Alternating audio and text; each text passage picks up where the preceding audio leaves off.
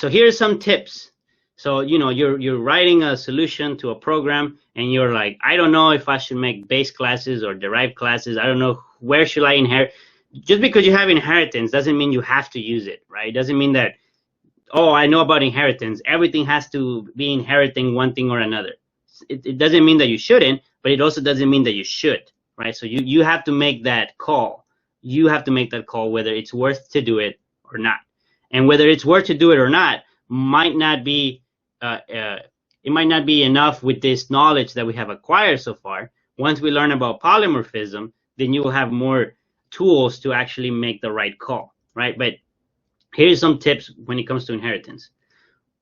It's all about mentality. It's all about how you go about in thinking about these things. So you can think of the base class as a generic version of the derived class, right? So here you have let me go back so you can take a look at these things right here.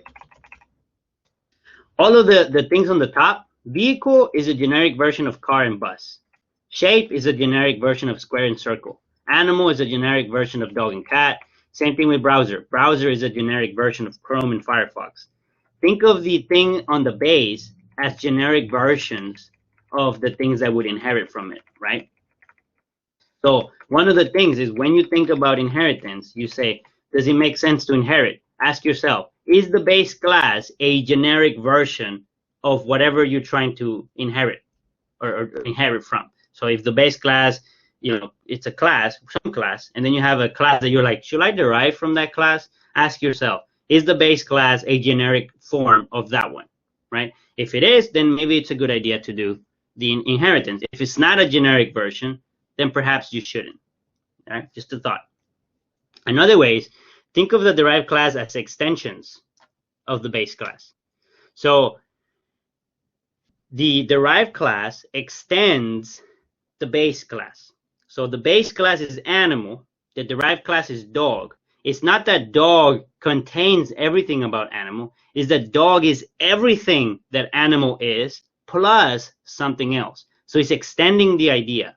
All the idea related to animal is extended with the idea of dog, right? If you look at it as a shape, you can say like this is animal, and then let's say you come and then you inherit from it, and you would say that dog is the same thing as A, but it kind of like extends it a little bit, right? So A, it would be, well, it's hard to draw with the mouse, but you can think of it as like this, and then this will be the dog. So the dog is everything that A was, that animal was, plus some additional thing. It's an extension, right? So derived classes are extensions of the base classes. So if you say, hey, I have a class, I want to add more features to it, maybe I can separate it as a new class that extends from it, that inherits from it and makes it an extension of it. And so now you have two. You have one that doesn't have the extension, in this case will be animal, and then you have another one that includes the extension, in this case will be dog. So this will be another way that you can think of base class and derived class is, do I have something that in its own is little, and then I extend it farther with new functionalities in a new way, in a new place, or them standing alone is enough, right? And the third thing you can think of is that you can think of the base class as a foundation, right? So everything about a dog makes sense because the animal class is a foundation of the dog class. If I suddenly remove the idea of an animal, then you would no longer have a dog. You would have an incomplete dog. You probably have a plushie, right? If I said, forget everything about animal, which means it had an age, weight, heart, it can breathe, and it can eat. And you're like, the only thing I have is what defines a dog different from an animal, which was it could bark. Then maybe you have a plushie with a little speaker, and that's it, right? It's not an actual animal. It tries to represent the dog, but it's not an animal.